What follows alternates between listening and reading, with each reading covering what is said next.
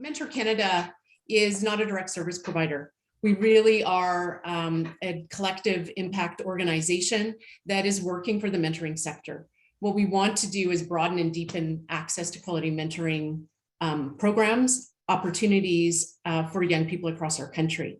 With that in mind, what we want to achieve is to work collectively as a mentoring sector to not only raise the profile of mentoring, but to increase capacity for mentoring service providers for programs, and jointly amongst service providers, funders, donors, and advocates of mentoring really allow the opportunity for young people to access more mentoring. So we want to build sector capacity. We want to advocate for the importance of mentoring. And so through our 3-year funding grant through the federal government, advocacy has been really important for us, not only to raise that profile about the importance of mentoring, but the impact as well, and what that means for us as a sector. So we work very closely with programs and organizations and coalitions across our country to raise the profile of mentoring, but to elevate that voice in a united front. So joining with me today, we have Boys and Girls Clubs, Big Brothers, Big Sisters of Edmonton, also known as BCG Bigs, as well as Covenant House Vancouver. And both of these two organizations have been on a journey with us with Mentoring on the Hill, or our Hill Week advocacy strategy for the last 2 years. And so we've got some really great perspective, and experts have been involved not only in helping to shape these strategies, but really being the voice and interacting with us on the ground as we embark on advocacy and raising this profile. What's been interesting in our journey is that Mentor Canada started in 2019, had a few great months of really mobilizing, and then of course the pandemic hit. So as you know, right, as with everybody in our sector, we've needed to then pivot. So all of our Hill Week and all of our advocacy with the federal government has been done virtually. But what this has really allowed us to do, as well, is to reach, I think, more individuals for Day on the Hill, and to engage more of our sector to advocate and to be a part of this experience. So it has actually been highly successful for us in a virtual realm. I think we've had the opportunity to not only engage with MPs and senators and had a broad scope of participation, because people were able to do it virtually. In the past, we know that some of those advocacy strategies have occurred right on the Hill.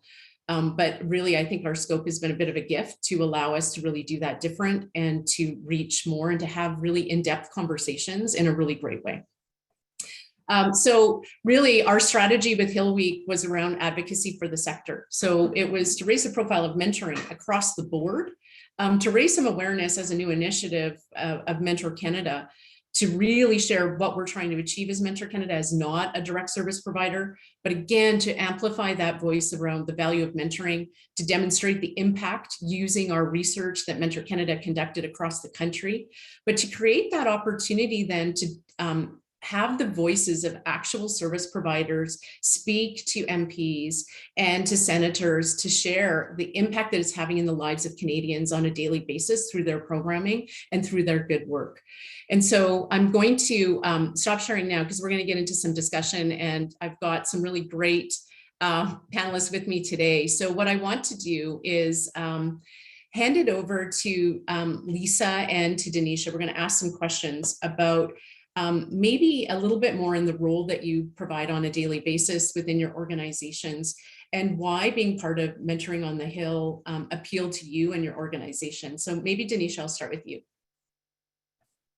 Absolutely. So I work with Boys and Girls Clubs, Big Brothers, Big Sisters of Edmonton.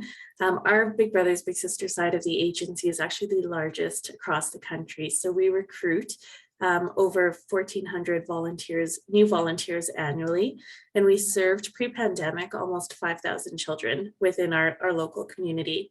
So the Big Brothers, Big Sisters, the mentoring aspect of that is our core service, what we offer. So being able to partner with Mentor Canada in terms of government relations advocacy has been a benefit to us in every aspect. I've participated in Hill on the Week in person pre-pandemic, and I participated virtually over the last couple of years. And I completely agree, while it's nice to be able to meet face to face, there's a lot of running around on Parliament that you have to do in between meetings, and sometimes people are late or meetings get canceled. Whereas virtually, there are no barriers that exist in that way. So you are able to meet more senators, more politicians, more elected officials, and have more time to share your message, which I think is really, really important, because oftentimes these people are so busy that you only get a half an hour with them, and you have to be very strategic about what you want to share in that time. Of course, Mentor Canada for us has provided pre-reading materials to senators, shared who we are, who's going to be in the meetings, which has also, I think, been beneficial for us, because we've had access to elected officials that we may not have had access to across the country. In Edmonton, we're very fortunate. We have really great relationships with our local, provincial and federal MPs within our ridings that we work out of. They often come and visit our sites as well, so that they can see firsthand. So being able to be that source or that liaison to them specifically in Edmonton when we do Hill on the Week with Mentor Canada, I think has been mutually beneficial to Mentor Canada as well. But then to have access to all the other thousands, hundreds and thousands of elected officials across the country that we don't get that opportunity to speak to every day or every week or regularly like we do locally, has also been beneficial, because then you're just amplifying your message. And there's so many mentoring programs across the country. We're not the only ones, and there's so many different types of mentoring that I think it's really beneficial, at least for me, to be able to hear what else is going on across the country and how can we better collaborate as a sector, a mentoring sector together, so that we're not duplicating efforts in terms of what we're providing. Because I do think government officials and political leaders will hear that very quickly if there are duplicated programs that are out there that are using the same funding resources. So I do think it's not only an opportunity for us to get to know elected officials, but it's an opportunity for us to get to know what's happening across the country within the mentoring sector, and meeting people like Lisa, who's in a completely different organization, but doing very similar work. Thanks, Tanisha. You highlighted one piece that Mentor Canada provided resources as well, and that was really critical for us when we embarked on this collective approach to mentoring and to engaging with members of Parliament, was that we really strategically looked at a social media campaign that not only those members of Parliament could use after, but also for the members of our collective that are attending those meetings, that they could also then promote it on social media, raise the profile not only of their own organizations, but as mentoring as a cause, and that we are engaging collectively in conversations about the impact of mentoring. So that was really important. We took lots of virtual photos in the space, in the Zoom space, but also for that, just to demonstrate, I think that collective of images on the screen and being able to take those photos and to demonstrate publicly the breadth of who was involved in those meetings, that it wasn't about one agenda, it really was a broad scope of impact for the entire sector. Was so important. The other piece that was really important was that we equipped everybody who participates with us with the right resources and materials to leave behind. So there was lots of pre-reading. We did an orientation session to begin with everybody, recorded it for those that couldn't attend, so that everyone was really well equipped. And I think that those are really critical as you're looking at creating a strategy to engage for a sector, that you equip everybody really effectively, that there was a lead for every meeting that was assigned. Certainly that was negotiable if somebody didn't feel that they could manage that, or that they didn't feel comfortable. But really it became a collective effort, of at least 2 or 3 individuals in the space to carry the weight and to continue the conversation and opening that up for enough time or space. I mean, the majority of those meetings were between 20 minutes and 30 minutes. So it went by really fast. So we needed to be succinct around, first of all, establishing an understanding of what those individuals knew about mentoring, what they knew about Mentoring Canada, and if they understood the impact and how vast it was, but also the need and how mentoring is filling a gap around needs for young people. Lisa, I'm going to hand it to you just to talk about, your role and why this was important for Covenant House to get involved. So my role is quite a bit different than Denisha's, which is kind of nice that we're together because we offer really different perspectives. So I work for a larger organization and I'm a very small mentoring program within a larger organization. So mentoring is just the small part, but it's a program that's continuing to grow. And it's also, it's been really good because it's a population that typically isn't mentored. So I think just in terms of my role in developing this program and being able to talk about mentoring with this type of group was really great to advocate on behalf of how we need more awareness and more support surrounding mentoring more vulnerable populations. And I think that it was a really good opportunity to share the real grassroots, what's really happening with them, to be able to get really vulnerable and to share those real stories, to say like, hey, did you know that this many youth were helped during the pandemic? Did you know that Mentor Canada and I, we helped develop this app called Mentor City that's been able to access these young people that maybe would have isolated during the pandemic, the impact it's had to have the support on their mental health. So I think being able to go in and just really get open and really open and vulnerable with them to discuss all these things, I think was really great. And then they were really excited and they were really curious. And I think it's an opportunity where our two groups may not have come together organically. So these introductions and this support really, really helped for us to be able to come together and have these discussions and share these things. And we can see what platforms are important to them and they can share with us how we can help. And so I was really blown away actually by how open and excited and interested they were. I even received follow-up emails from some of them after because they wanted to learn more or know more. So I think it created a really beautiful relationship and it's something really exciting to be a part of. And then also you get to learn about other organizations all across the country that you may not have had access to. And then we come together in this space, like Tracy said, and we all have this one kind of goal and vision. You know, we have our separated programs, but then this is an opportunity for us to come together as one big group. And there's something incredibly empowering about that, especially over an isolated pandemic, to be able to all come together as this big group and advocate for a bigger thing together. Thanks, Lisa. I think that that's just so important because part of, our strategy with this was then really looking at who those members of parliament and senators were that were interested in meeting with Mentor Canada and our collective, and then strategically assigning, right, who would be in the room with those individuals, whether that was based on a thematic priority, the scope of the service providers or partners or coalitions that were at the table, the regions that they came from, so that there was really building those connections with those federal MPs to the local level as to what was really happening on the ground.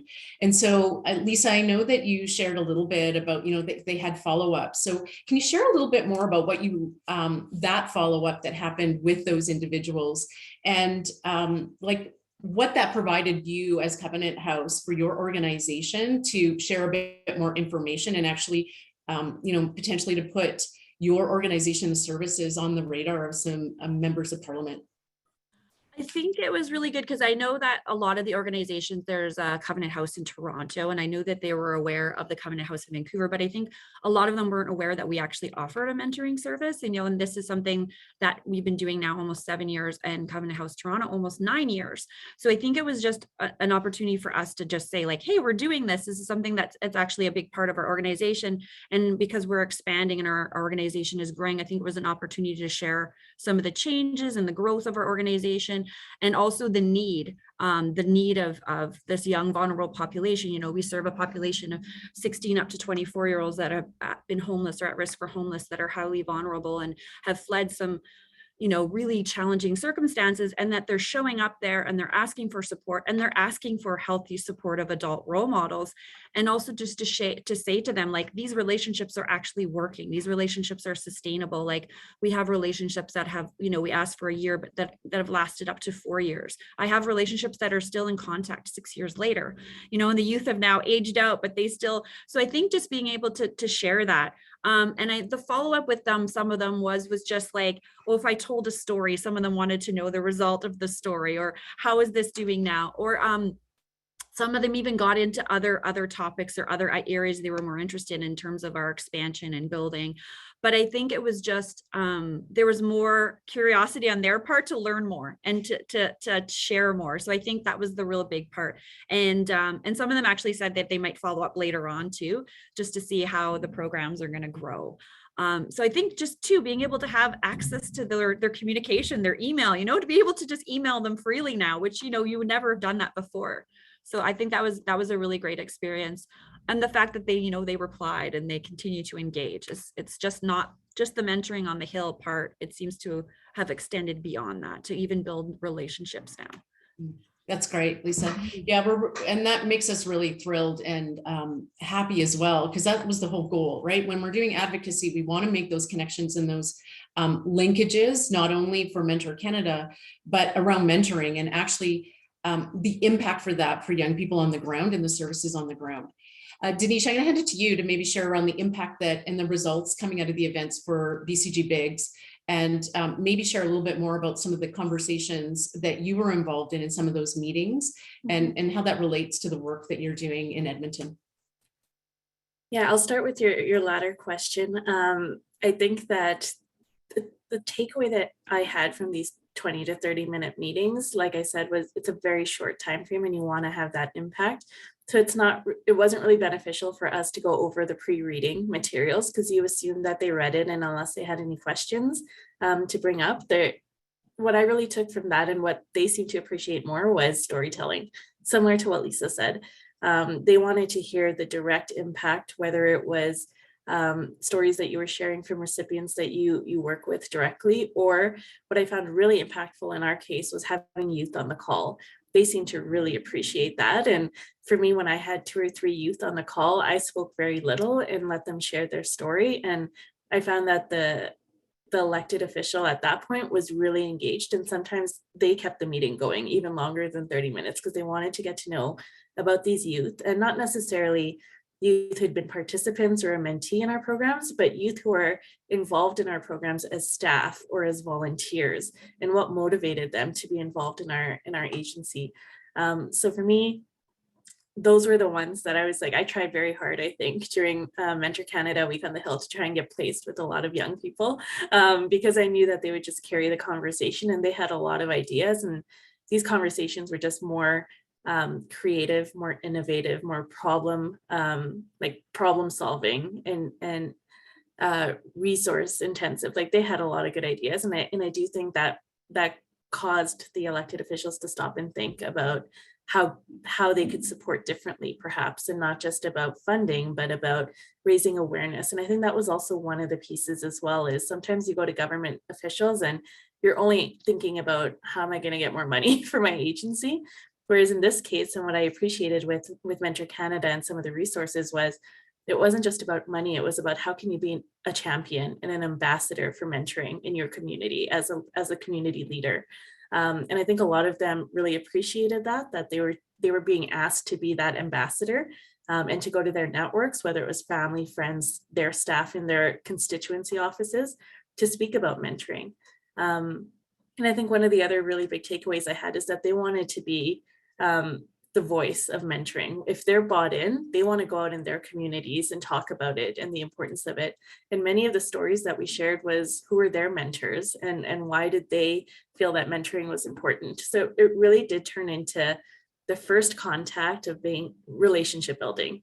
And that takes me to your first question, Tracy, is that it's fairly easy for us to connect with and follow up with afterwards, because we did have those points of contact like social media, where we shared the images and we tagged them. So now we're friends on social media and they follow us, and sometimes they reshare other things that we're talking about months, years later. I think what was also really beneficial is, even if it's not in the mentoring sphere, they know who we are now, because they met with us. So I'll give you an example around a couple of weeks ago, our agency locally hosted the Minister of Children and Family Services and Karina Gold, and it was just to get together early child care providers in our community. Now, we're not necessarily an early child care provider. We don't have expertise in that space because we work with kids over 6 years old, but we are a community hub, and they met us and they knew who we are. And they knew we had clubs in the area. So they just asked us to host the meeting in our club space. And to be able to be asked to do that, even if we're not necessarily in the childcare space right now, was really important because we didn't have to do anything other than open our gym at one of our clubs and set up some tables and chairs and let them have the conversation. So it was really, really interesting to see how it's not necessarily sometimes just about mentoring, but it could be about the social impact sector as a whole. And how do we fit into that space? Because it is all interlinked. Yeah, thanks, Tanisha. That is just so important. And that really was our goal, was to build those relationships, but the ask, right? And so many times, you know, when I was in those calls as well, and some of them with both of you, it was, what is the ask? And, you know, of course, from a national organization, we put in a pre-budget submission, and that was important to put in front of them to highlight the needs of mentoring, but also the investment that is needed in order for mentoring service providers to continue to do that work. But the ask was a simple one, right? Advocate, raise the profile, share your mentoring stories, get involved with your constituents. You know, we have some great opportunities at Mentor Canada around power of mentoring events where we can just have individuals and constituents get involved in talking about mentoring and equipping young people with connections. So that piece around, yeah, absolutely. What can I do to help advocate, right? How can I put a post out and to share the importance of mentoring and to share my story? And I think that that's what's so powerful, was that it was about mentoring, and that each of us come with a mentoring story, our own story or stories. And then it was really relating our priority and advocacy to a personal level around the impact that that has had and allowing people to reflect on it. And so I think that for us at Mentor Canada, that was just so important to be able to bridge that to local service providers. And I love, Denisha, that you just shared, right, that there was a connection and a relationship now, not only to follow on social media, but to your organization, because there was that opportunity to have a conversation, make a connection about the work that you're doing and the value of that for young people in Canada. I mean, we met, you know, with 30 individuals this past year, 38 elected officials the previous year. So we're having some really wide scope and breadth of portfolios and priorities and areas across our country. So their own individual stories of the value of mentoring was so important, but also their community needs and being able to really talk about and link to service providers that are in their communities and being able to bridge that so that they could continue on and have impact with their own constituents, I think was just so very important. I want to ask another question of both of you around what did you learn, and would you recommend this approach to others when they're looking at advocacy across the board? So Lisa, I'm going to hand it to you to give Denisha a break for a minute to gather her thoughts. So what'd you learn? And then why would you recommend this, or would you recommend it? I think I learned a lot. I learned just for me personally and for the organization to just be a little bit more politically involved, to learn a little bit more about everything going on in all the parties, and understanding that, I think was a huge. I think I also learned more about mentoring providers across Canada. I think it was just a really good opportunity to interact with people I would have never had any kind of exposure to. So I think that was the big learning. The other thing was that government want to know. They want to know what we're doing. They want to hear our stories. They're actually excited. And I think that they just haven't been given the opportunity. So I think that was another big learning, is that they were excited and they wanted to hear and they were eager and they were looking to connect. And so I highly, highly recommend it. I recommend being involved. I remember I left every meeting kind of like with this kind of little adrenaline rush, because I was like, oh my God, that was so cool. There's that, initial kind of, oh my gosh, I'm meeting with a government official, that MP, you're kind of that excited nervousness. But once you were in the meetings, it was just like chatting with a colleague, right? It was really down to earth. It was really great. It was a great dialogue. It was an opportunity to share stories. And there was a lot of camaraderie and commitment. You could hear that they were excited. You could hear that they were engaged. And that was really nice. And I think that's what motivates you to want to do it every year, is because it's a really fun and positive experience. And it's not that intimidating at all anymore. It's actually kind of more fun, which is why I really like it now. Yeah, I think for me, it's very similar. I concur with everything Lisa said. And when you think about it from a local organization perspective and working with a national organization like Mentor Canada, there's very little risk to us and so many benefits.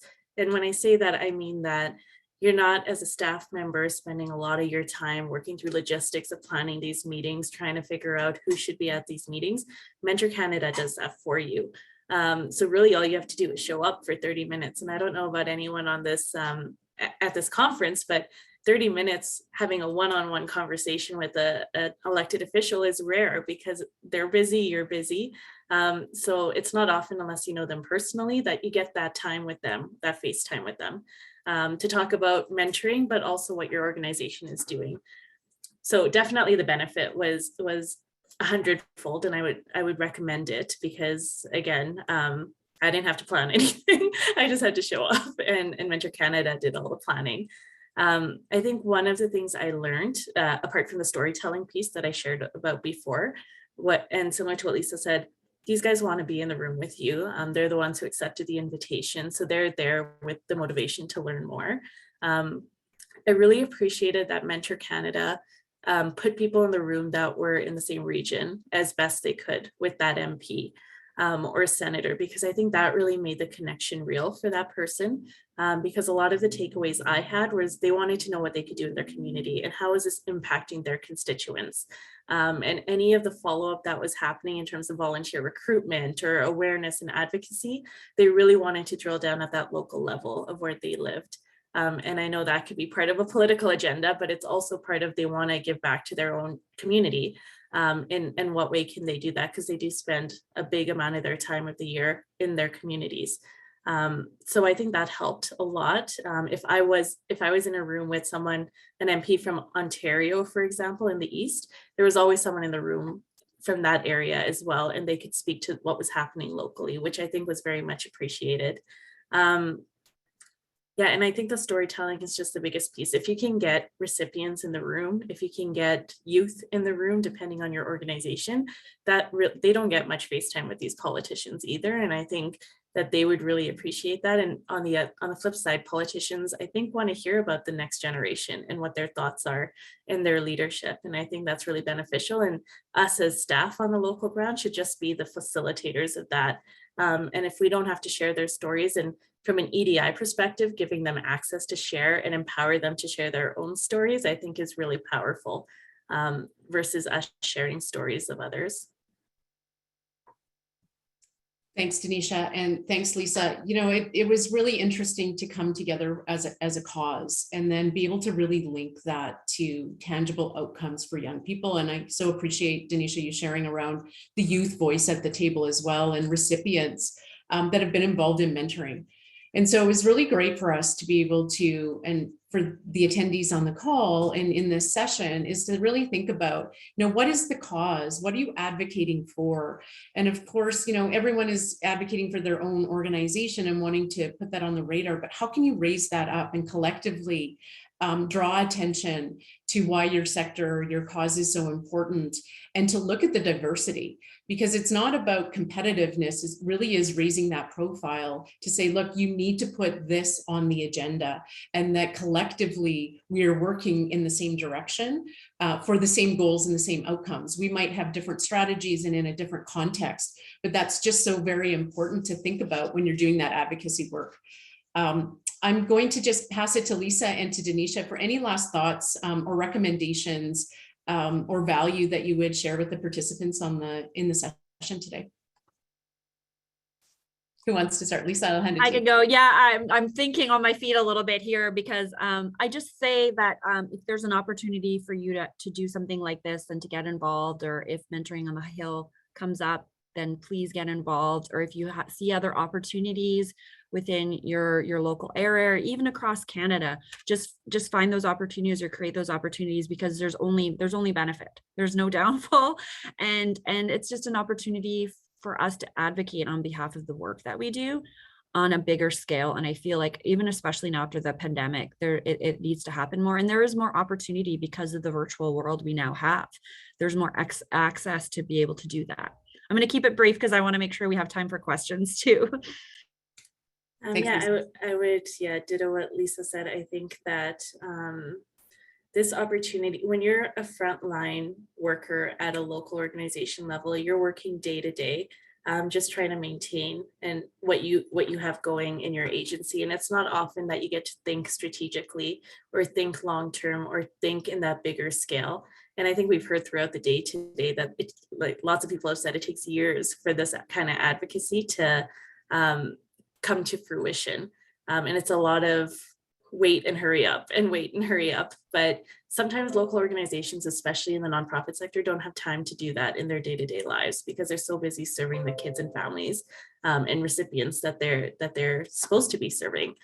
So I think opportunities like this, where Mentor Canada, for example, is thinking at that larger scale, and I often say this when I meet with MPs on Week on the Hill, is that it's great to have Mentor Canada think about the infrastructure, think about the technology, the digital, that long-term impact on the sector of mentoring, so that we at the front lines and at the local level can continue to do direct service delivery, which is what we do. But it's hard to think about real change in the future if we don't have organizations at the national and provincial level advocating for us every single day. And I really did appreciate not only Mentor Canada, but CCVO and others who in Imagine Canada who are on the call, that it's part of their day-to-day life and job to be able to advocate, and knowing that results might be slow, but at least they're keeping it going, they're fighting for the cause. And the fact that we get to do that together and connect with each other, I think is just so important, because it gives Mentor Canada an idea of what's happening on the ground, but it also gives us on the ground an idea of what does the future look like in 5 to 10 years, and what are we actually advocating for, and what is the long-term strategy when you think about social impact and mentoring specifically. Like, is the future of mentoring really all virtual? Is there hybrid? What is the technology? How do you connect? Like, those are things that Mentor Canada thinks about and brings to the table when we're meeting at Week on the Hill. And I really do appreciate that. And I know other sectors probably are very similar in that sense, around working together and collaborating to make real progressive change in the future. Thanks, Denisha and Lisa. It was really interesting this year, being our second year, that the awareness and the understanding from those elected officials that we met with was just so far advanced from the year before. So the majority of individuals had either heard of Mentor Canada, but understood, right, the mentoring sector, at least from a knowledge base, maybe not all the intricacies of it, but there was a common understanding, like, okay, I've heard of Mentor Canada and I understand the importance of mentoring. And that's such a beautiful place to start from. So my last piece of advice and sort of focus is around advocacy's long term, right? So it's working with that and sharing information, sharing stories, and the more you can do that collectively, we certainly are seeing the benefits of it, but also the momentum building for Mentor Canada, but mentoring as a sector in a very short period of time, which is really exciting. So thank you. We're going to open it up to some questions. I know we've only got a couple of minutes, but thank you, Denisha and Lisa. We couldn't do the good work that we're doing without your engagement and your involvement. So we really appreciate your collaboration and your partnership. Thank you so much. That was fascinating. I do have a question. One of the things that struck me was this idea of, equipping Denisha and Lisa and their organizations to, effectively deliver the message at these lobby days, to meet with the people that they need to meet with. But how can organizations continue that momentum throughout the year, apart from a lobby day, right? Like, what are some tips? And maybe you've addressed this a little bit, but maybe you could shed some more light on that. How do you do this more as a service delivery provider? How do you do that more on an ongoing basis? Do you have any thoughts on that? Anyone? And that question is for Lisa, Tracy, and Denisha. So I think for me, the pre-reading, the resources that we do get for Week on the Hill could be used anytime. I often use some of the research, some of the resources that Mentor Canada gives us, and they do it quite frequently compared to, I think, previous. They do research on mentoring generally once a year. So you have up-to-date data, which is really important. So if I'm meeting an MP or an elected official outside of Week on the Hill, I use the same information. And I think that's part of it, is reusing and reiterating that this is important information, because it takes sometimes more than one time for it to sink in for anybody, including myself. And I do believe that most of the MPs we meet with do the pre-reading before Week on the Hill, but of course they're busy and things get forgotten. So to be able to reiterate that message throughout the year has been, I think, really important for me as a tool. And I think for them to remember that, oh yeah, these are the stats around mentoring during COVID, which is quite recent and hasn't changed. And what do we now do to fix that? Thank you. Yeah, it's fascinating to me, and I agree with what Tracy mentioned earlier too, about how mentoring is really taking off in terms of the acceptance of it as an intervention in a number of different sectors. So with Covenant House, with BGC Bigs, what do you see as the trends for mentoring as we move this advocacy forward? You know, it's so interesting because mentoring is a really broad sector. And I think that that is what makes it so powerful, is that it relates not only to child development, to young people that are facing barriers for that transition into adulthood, to post-secondary, to careers, for newcomers that are coming into our country. And so that is part of that power of mentoring. And we use that as a hashtag at Mentor Canada, is that it really is cross-sectoral. Right? It enters the business realm. And so when we're meeting with elected officials, it relates to all of those portfolios in some way, shape, or form. And so it really is, I think, important for us when you're advocating to make those linkages for them. And if they're not aware, for us to provide them with that information and that direct conduit. So that's part of our role at Mentor Canada, is to demonstrate where there is impact cross-sectoral, but also for those members of parliament that their portfolios actually do link, and their constituents would benefit from mentoring regardless of their age or stage. And that we need to equip our partners, our service providers, our ecosystem of stakeholders with the right materials to support and advocate for their own work, but for mentoring in general. Yeah. Great point. I remember actually when I worked for Big Brothers Big Sisters a long time ago, we had identified 6 ministries that mentoring should be incorporated into, right? So one of the piece of language that I use quite often is trying to figure out, where does your issue live? And I think you guys have done such a great job of identifying where mentoring lives. And I think what you're saying is that mentoring can live really in many, many ministries and federal departments. And it's just a matter of getting those service providers equipped with the messages. And you guys are doing a great job at Mentoring Canada doing that. And Denisha and Lisa are doing an equally great job of delivering those messages virtually and in person. So great job to all of you. Thank you so much for your participation. I hope you can stick around, and we have one more session to go, but thank you again. Thank you so much. It was great to be here. And thanks to my panelists. Thanks, guys. It's lovely to see you. Definitely. Thank you.